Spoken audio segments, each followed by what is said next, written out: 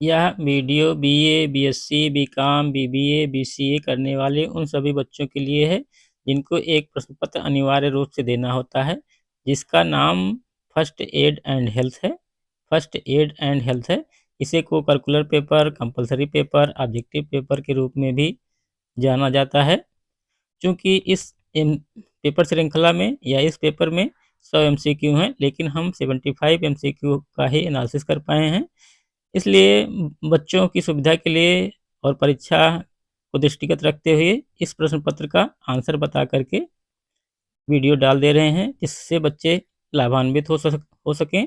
नई शिक्षा नीति के तहत सभी विश्वविद्यालयों के पाठ्यक्रम समान हैं, इसलिए इस वीडियो का लाभ सभी विश्वविद्यालय के बच्चे उठा सकते हैं।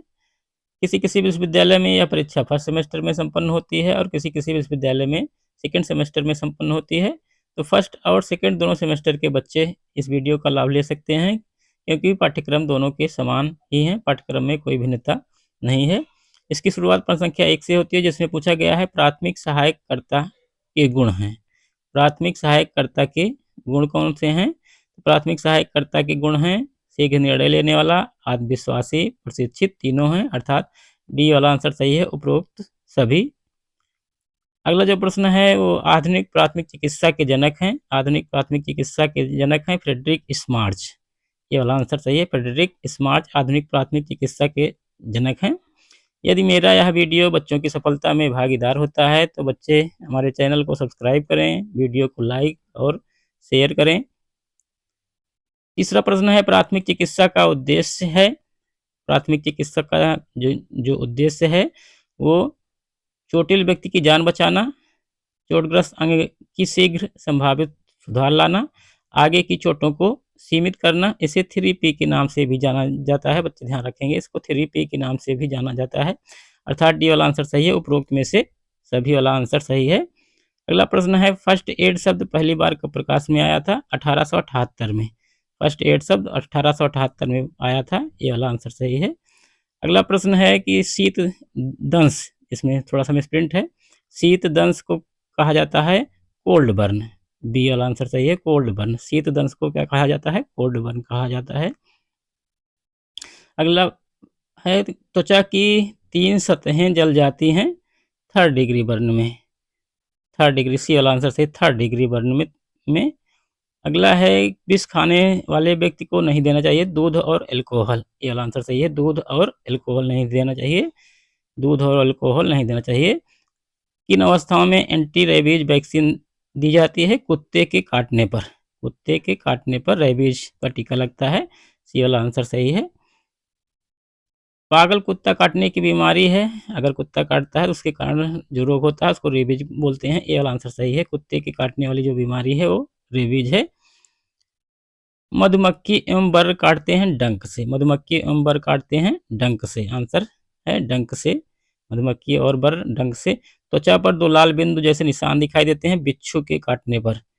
बिच्छू के काटने पर त्वचा पर 2 लाल जैसे निशान दिखाई देते हैं। निम्न में से कौन प्राथमिक उपचार किट है? तो बैंडेज एवं टेप प्राथमिक उपचार किट है, डी वाला आंसर सही है, बैंडेज एवं टेप प्राथमिक उपचार किट है।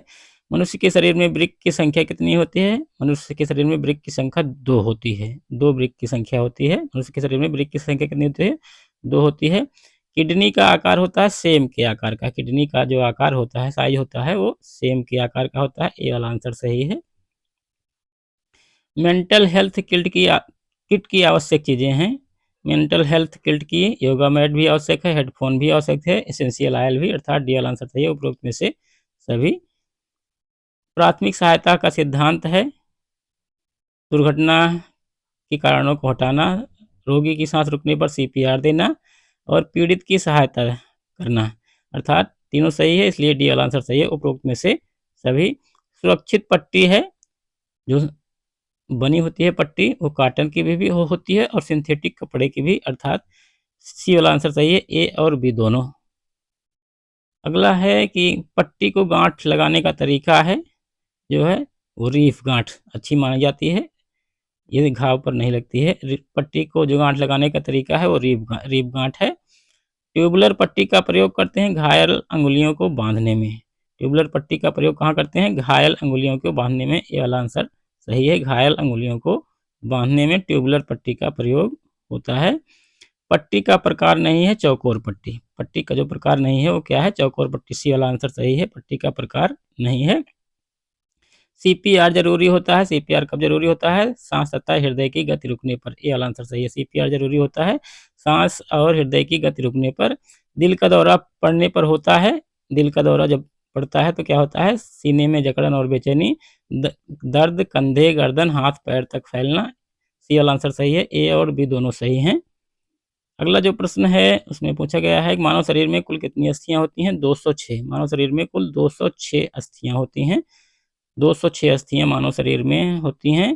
फ्रैक्चर के प्रकार हैं खुले फ्रैक्चर, बंद फ्रैक्चर, सरल व जटिल फ्रैक्चर। उपरोक्त सभी तीनों इसके प्रकार हैं, अर्थात डी वाला आंसर सही है। खुला फ्रैक्चर, बंद फ्रैक्चर, सरल व जटिल फ्रैक्चर सब टाइप्स हैं उसके, इसलिए डी वाला आंसर सही है। गर्भपात के कारण हैं। गर्भपात के कारण क्या हो सकते हैं? विटामिन ई की कमी, शरीर में रक्त की कमी, हार्मोन असंतुलन, तीनों होते हैं, इसलिए डी वाला आंसर सही है उपरोक्त में से सभी। मानसिक विकास प्रभावित होता है पारिवारिक वातावरण से, महाविद्यालय के वातावरण से, माता पिता के व्यवहार से, तीनों सही हैं, इसलिए डी वाला आंसर सही है उपरोक्त में से सभी। यौन रोग संक्रमण एवं संचरण से बचने के लिए पुरुषों के लिए सबसे अच्छा तरीका है, तो इसका आंसर जो है ए होगा। अगला जो प्रश्न है वो है बलात्कार का प्रकार है। डेट रेप, गैंग रेप, विवाहित बलात्कार, तीनों इसके प्रकार हैं, अर्थात डी वाला आंसर सही होगा उपरोक्त में से सभी। गर्भपात का प्रकार नहीं है अनिवार्य गर्भपात। गर्भपात का सेप्टिक ये है, मिस्ड ये भी है, पूर्ण गर्भपात ये भी है, अनिवार्य नहीं है, डी वाला आंसर सही है। ये जो है अनिवार्य वाला नहीं है। बलात्कार के अपराध के संबंध में भारतीय दंड संहिता में धाराओं को रखा गया है, तो रेप का आरोपी 375 के अंतर्गत भी बात की गई है, 376 में, 375 में परिभाषा दी गई है और 376 में दंड का प्रावधान किया गया है, लेकिन अब इसको समाप्त कर दिया गया है, सिर्फ सीआरपीसी को समाप्त कर दिया गया है, इसके स्थान पर नया कानून लाया गया है। लेकिन इस प्रश्न में उत्तर ए और बी होगा, सी वाला आंसर होगा, ए और बी होगा। मानसिक बीमारी से कोई संबंध नहीं है वात ज्वर का। वात ज्वर का जो है रूमेटिक फीवर का जो है मानसिक बीमारी से कोई संबंध नहीं है। झुलसना क्या है? झुलसना तरल या गैस से आप जब जल जाते हैं उसी को झुलसना कहते हैं। पूर्ण रूप से नहीं जलता आदमी, इसमें आंशिक रूप से जलता है। मानसिक विकार नहीं है गठिया रोग। गठिया रोग जोड़ों का रोग है। गठिया रोग कैसा रोग है? जोड़ों का रोग है, इसलिए मानसिक विकार नहीं है। इपिलेप्सी जो है ये मानसिक विकार है, न्यूरोसिस भी है और साइकोसिस ये तीनों मानसिक रोग हैं। एक बच्चे के अभाव में मानसिक रोगी हो सकता है। एक बच्चा को क्यों मानसिक रोगी हो सकता है? अगर उसको प्रेम न मिले, प्रोत्साहन न मिले, निर्देश और अनुशासन न मिले तो मानसिक रोगी हो जाएगा, अर्थात डी वाला आंसर सही है। डी वाला आंसर इसमें सही है। मानसिक रोग है, मानसिक रोग है न्यूरोसिस। न्यूरोसिस ये मानसिक रोग है। टिटनेस ये शारीरिक है, बुखार भी शारीरिक है, अतिसार भी शारीरिक है। न्यूरोसिस जो है ये मानसिक रोग है, ना कि शारीरिक। मानसिक स्वास्थ्य, मानसिक रूप से स्वस्थ व्यक्ति है। मानसिक रूप से वह व्यक्ति स्वस्थ होता है जो आत्मनिर्भर व्यक्तित्व वाला हो, दृष्टिपूर्ण जीवन वाला हो, समाज में सुखमय स्थान रखता हो। डी वाला आंसर सही है उपरोक्त में से सभी। आंसू स्रावित होते हैं लैक्रिमल ग्लैंड से, अर्थात सी वाला आंसर सही है। अश्रुवाही ग्रंथि से आंसू कहाँ से निकलते हैं? लैक्रिमल ग्लैंड से, अश्रु प्रवाही ग्रंथि से। नुकीली चीजों के घुसने से होने वाला घाव है पंक्चर घाव। डी वाला आंसर सही है, पंक्चर घाव। नुकीली चीजों से घुसने वाला घाव है पंक्चर घाव। अक्षतंत्र की चोट शरीर के किस हिस्से से संबंधित है? ये मस्तिष्क से संबंधित है, ये वाला आंसर सही है। अक्षतंत्र की चोट मस्तिष्क से संबंधित है। दो भारी वस्तुओं के दबने से होने वाली इंजरी है क्रश इंजरी।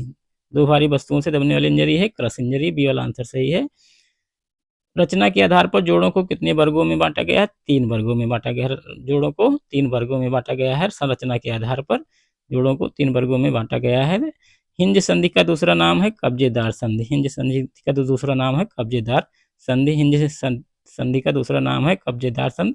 बच्चों में अधिकांशतः होने वाले फ्रैक्चर को किस नाम से जाना जाता है? Green stick fracture. Green stick fracture के नाम से जाना जाता है। मानव का गैस्ट्रो इंस्टेटाइनल ट्रैक्ट, जीआई ट्रैक्ट के बारे में पूछा गया है, जिसको हम पाचन नाल कहते हैं। ये 9 मीटर लंबी होती है। कितनी लंबी होती है? 9 मीटर लंबी होती है। जीआई जीआई ट्रैक्ट कितना लंबा होता है? 9 मीटर लंबा होता है। इस अंग को मानव शरीर की सबसे बड़ी केमिकल फैक्ट्री कहते हैं, लीवर को, यकृत को। ये वाला आंसर सही है। लीवर को सबसे बड़ी केमिकल फैक्ट्री कहते हैं। ये वाला आंसर सही है। तंत्रिका तंत्र की संरचनात्मक इकाई है न्यूरॉन। तंत्रिका तंत्र की इकाई संरचनात्मक है न्यूरॉन। ये संरचनात्मक इकाई है तंत्रिका तंत्र की। इनमें कौन मस्तिष्क का भाग नहीं है? मस्तिष्क का भाग नेफ्रॉन किडनी का भाग है। ब्रेन स्टेम ये मस्तिष्क का भाग है। सेरिबेलम ये भी है, सेरेब्रम ये भी है। नेफ्रॉन जो है ये किडनी का भाग है, अर्थात डी वाला आंसर सही है। नेफ्रॉन किसका भाग है? किडनी का भाग है, ना कि मस्तिष्क का भाग है। किडनी की क्रियात्मक इकाई है नेफ्रॉन। किडनी की क्रियात्मक इकाई है नेफ्रॉन, बी वाला आंसर सही है। किडनी की क्रियात्मक इकाई है नेफ्रॉन। बोमेन कैप्सूल का भाग है। बोमेन कैप्सूल किसका भाग है? वृक्काणु का, सी वाला आंसर सही है। बोमेन कैप्सूल किसका भाग है? वृक्काणु का भाग है, सी वाला आंसर सही है। हेनले लूप किसका भाग है? हेनले लूप भाग है वृक्क नलिकाओं का। हेनले लूप किसका भाग है? वृक्क नलिकाओं का भाग है।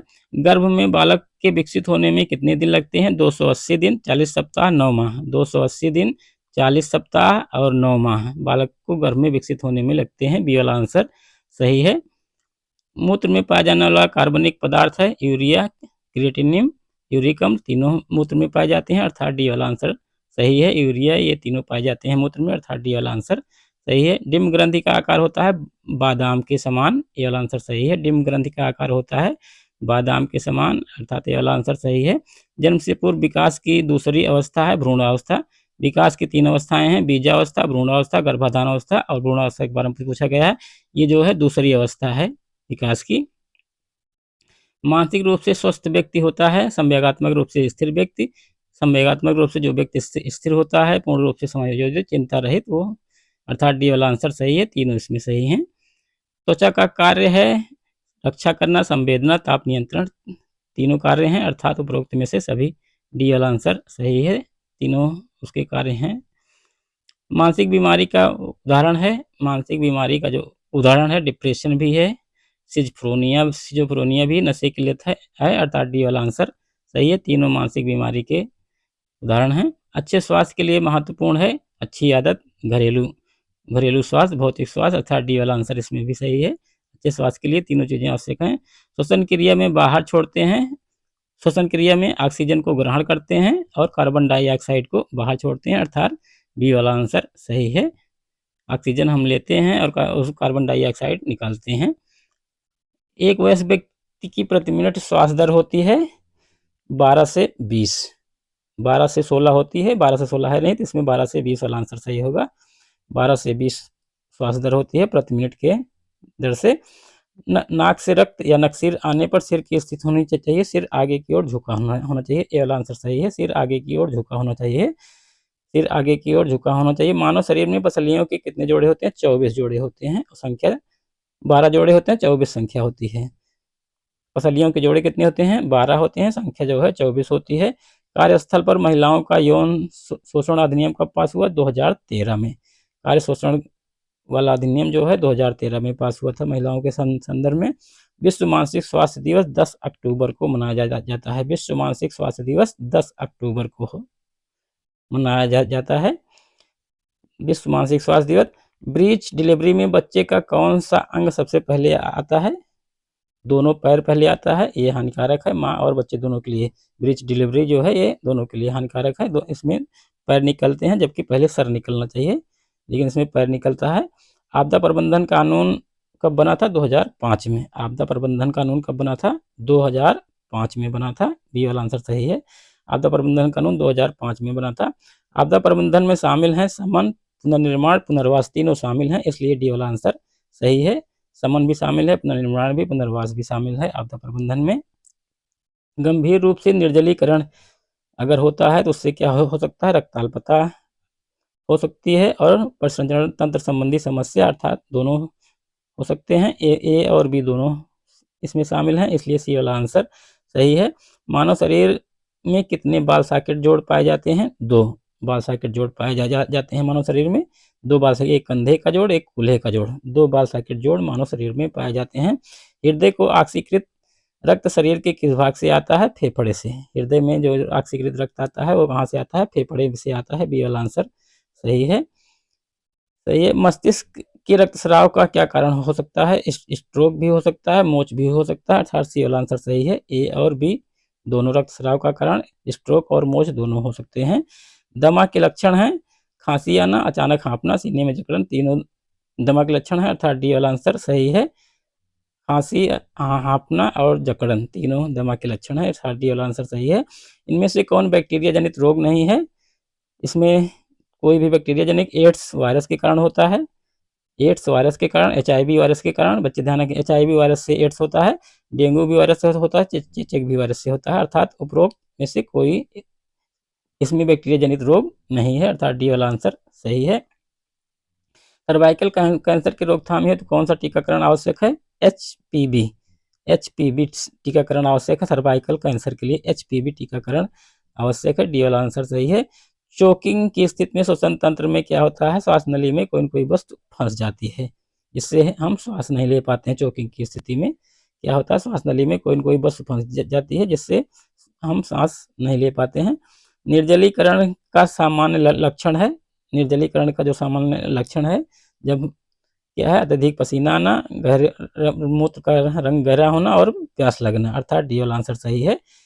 तीनों इसमें सही हैं।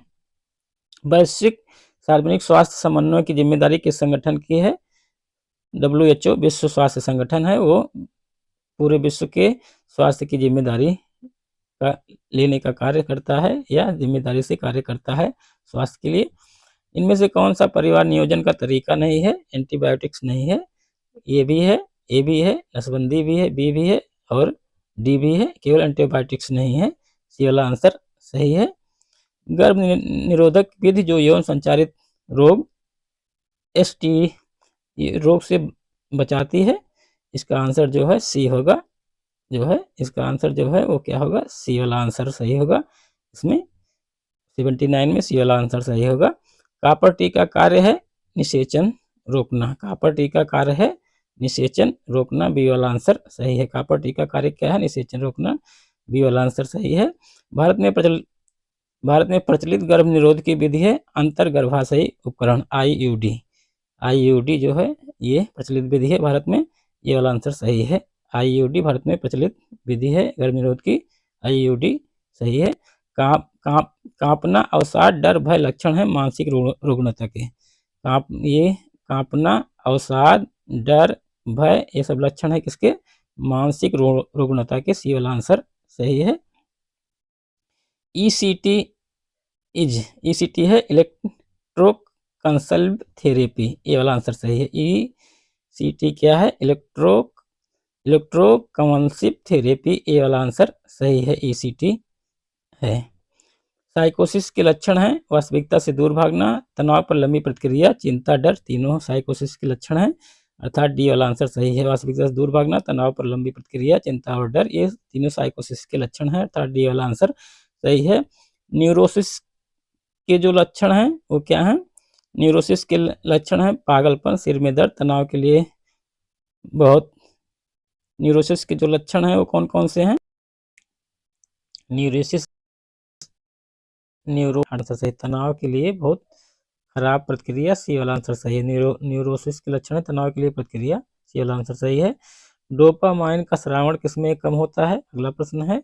तो डोपामाइन का श्रावण जो होता है वो पार्किंसन रोग में कम होता है। सी वाला आंसर सही है। डोपामाइन का श्रावण पार्किंसन रोग में कम होता है। भारत में मानसिक रोगियों किस का प्रतिशत पूछा गया है? मानसिक रोगियों का प्रतिशत 7.5% है। भारत में मानसिक रोगियों का प्रतिशत भारत में 7.5% है। मिर्गी रोगी में होता है दौरा तथा ऐंठन, होश खोना। बी और सी दोनों आंसर सही है। मिर्गी के रोगी को होता है दौरा और ऐंठन भी पड़ता है, होश भी खोता है, अर्थात डी वाला आंसर सही है। बी और सी दोनों वाले आंसर सही हैं। मिर्गी के दोनों लक्षण हैं। विश्व स्वास्थ्य संगठन का मुख्यालय है जेनेवा में। विश्व स्वास्थ्य संगठन का मुख्यालय कहाँ है? जेनेवा में। जेनेवा में विश्व स्वास्थ्य संगठन का मुख्यालय है जेनेवा में। 40 वर्ष से अधिक उम्र के व्यक्तियों में पाया जाने वाला रोग जिसमें CNS का नियंत्रण कम हो जाता है, याददाश्त कम हो जाती है, हाथ कांपता है, उसको कहते हैं अल्जाइमर रोग। अल्जाइमर रोग कहते हैं इसको, अल्जाइमर रोग कहते हैं। डी वाला आंसर सही है, अल्जाइमर रोग कहते हैं, डी वाला आंसर सही है। जनसंख्या वृद्धि रोकने का सबसे प्रभावी तरीका है, बी वाला आंसर सही है, गर्भ निरोधक साधनों का प्रयोग करना, बी वाला आंसर सही है।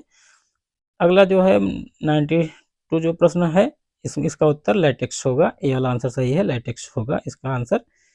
92 प्रश्न का आंसर लैटेक्स होगा, ए वाला आंसर सही है। और 93 प्रश्न में जो है उसमें ए वाला आंसर इसमें भी सही होगा, इसमें जो है ए वाला आंसर सही होगा, बी वाला सही नहीं होगा, ए वाला आंसर सही होगा इसमें भी। 93 वाले प्रश्न में भी ए वाला आंसर सही होगा। कार्पस ल्यूटियम से स्रावित होता है प्रोजेस्टेरॉन, डी वाला आंसर सही होगा। कार्पस ल्यूटियम से क्या होता है स्रावित, कार्पस ल्यूटियस से क्या स्रावित होता है, प्रोजेस्टेरॉन हार्मोन, जो एक महिला हार्मोन है, डी वाला आंसर सही है। सही है। मासिक धर्म की समाप्ति कहलाती है रजोनिवृत्ति, क्या कह लेते हैं, रजोनिवृत्ति, बी वाला आंसर सही है, बी वाला आंसर इसमें सही है। स्पर्म की संख्या कम होने से क्या होता है, नपुंसकता आती है, बी वाला आंसर इसमें भी सही है, बांझपन हो आता है। स्पर्म की संख्या कम होने से नपुंसकता या बांझपन आता है। भारत में महिलाओं के गर्भ निरोधक साधन के ब्रांड का क्या नाम है, सहेली, डी वाला आंसर सही है, इसे सहेली के नाम से जाना जाता है। दी वर्ड ऑफ होमोसेक्सुअल पुस्तक किसने लिखी है, शकुंतला देवी ने लिखा है। इनको मानव कंप्यूटर के रूप में भी जाना जाता है। और भारत में समलैंगिकता के शुरुआती अध्ययनों में से इन्होंने एक प्रारंभिक अध्ययन करता है होमोसेक्सुअलिटी की। अगला प्रश्न है कि पेशीय का प्रकार नहीं है, पाचन तंत्र जो है वो पेशी का प्रकार नहीं है, ये वाला आंसर सही है। पेशी का प्रकार पाचन तंत्र नहीं, ऐच्छिक भी है, अनैच्छिक भी है, हृदय भी है, ये पेशी का प्रकार नहीं, पाचन तंत्र जो है। एपिडर्मस तथा डर्मिस दोनों ऊतक क्षतिग्रस्त हो जाते हैं।